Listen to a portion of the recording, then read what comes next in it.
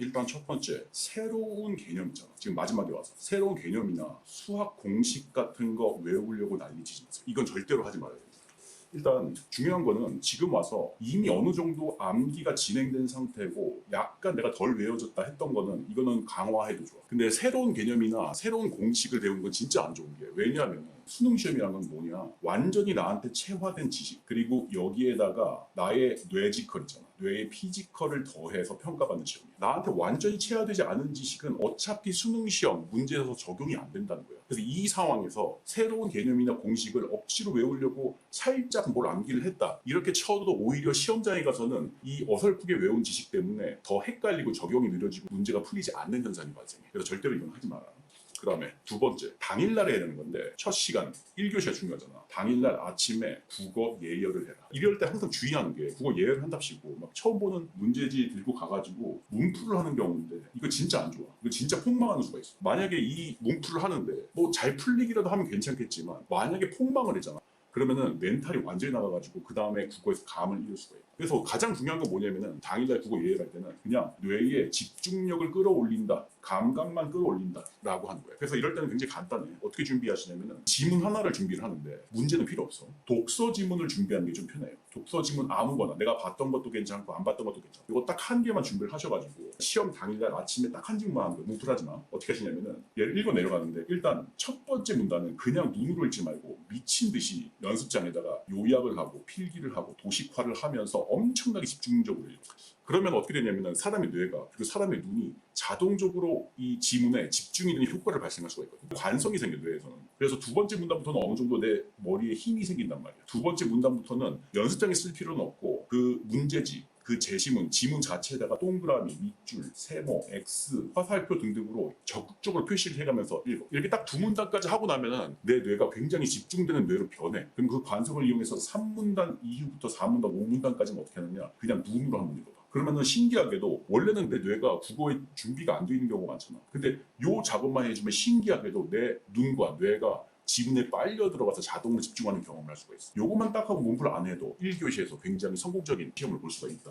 그러면 세 번째, 이것도 이제 많이 궁금해 하시는 건데, 실무를 시험 직전에 쳐야 되느냐 말아야 되느냐 이거 있잖아. 근데 이거는 결론은 케바케예요. 일단 상위권 있잖아. 얘네들은 실무를 풀어도 돼. 그러니까 전범위를 시험 감각 점검용으로만 풀어. 대신에 내가 틀린 거 막 어떻게 해야 되지 하면서 오답의 지옥에는 빠지지 마. 철저하게 내가 감각적으로 지금 괜찮은지 점검하고 끌어올리는 차원에서만 해.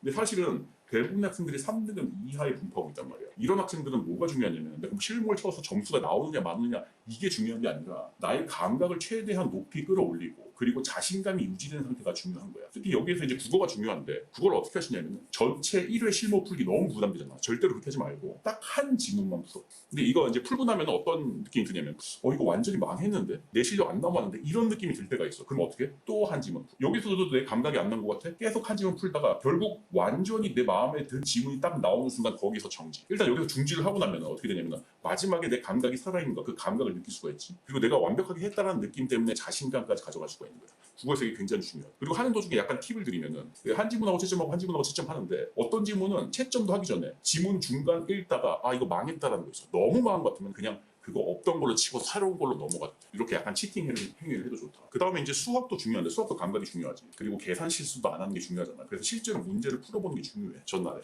그래서 어떻게 하시냐면은 딱 요것만 해. 문제를 1번부터 실력에 따라서 자기 실력에 따라서 내가 아직 실력이 부족하다 하면 9번까지만 풀어. 혹은 내 실력이 충분하다 하면 12번까지 풀고 아니면 되게 좋다 하면 13번까지 풀어. 14, 15 그리고 그 이후에 있는 주관식까지는 풀 필요 없고 딱 요 정도만 풀고 여기에다가 선택 문제만 풀고 들어간다.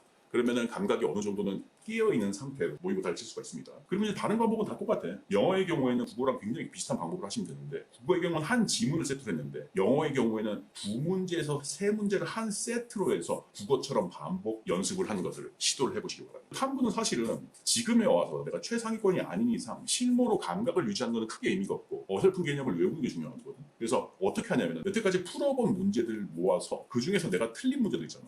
틀린 문제들만 다시 한번 공부를 하는 방식으로 내가 어설프게 외우고 있는 지식을 확실히 외우고 들어간다. 이렇게 생각하시면 되겠습니다. 자, 그 다음에 이제 전달이 상당히 중요한 게 이건데, 일단 카페인 금지를 하는 게 좋죠. 최소한 저녁 6시부터는 카페인을 금지해라. 그리고 나서 뭘 해야 되는 거야? 당연히 잠을 일찍 자서 수면 시간을 확보를 해라 라는 거야. 카페인에 자기가 민감하지 않다, 나는 카페인을 먹어도 잘 잔다라고 생각하는 사람들이 많은데, 실제로 그 사람들을 과학적으로 실험을 해봐도 이 사람들이 잠을 잘 자는 것 같지만 사실은 숙면에는 도움이 되지 않는 경우가 허다. 그래서 최소한 전날만이라도 카페인을 금지하고, 그것도 못하겠으면 저녁 6시부터는 절대로 금지를 한다. 잠을 많이 자라. 근데 이제 더 문제가 뭐냐면 잠이 안 오는 경우가 있어. 막 불면증 빠지는 있는 경우가 있단 말이야. 이럴 때는 너무 걱정을 하면 안 돼. 그러니까 이럴 때 나 잠 못 자서 시험 망하겠네 이런 걱정을 하지 말고, 그냥 어떻게 하냐면은 눈을 감고 누워서 아무것도 안 하는 상태를 몇 시간 지속을 해. 이렇게만 하더라도 최소 80% 이상의 휴식 효과를 줄 수가 있습니다. 그래서 그러니까 못 자도 그냥 장땡, 나는 쉬기만 하면 된다, 눈 감고 누워서 쉬기만 해도 된다 라는 생각으로 버티시면 됩니다. 그리고 이제 마지막 제일 중요한 거지, 당일 시험장.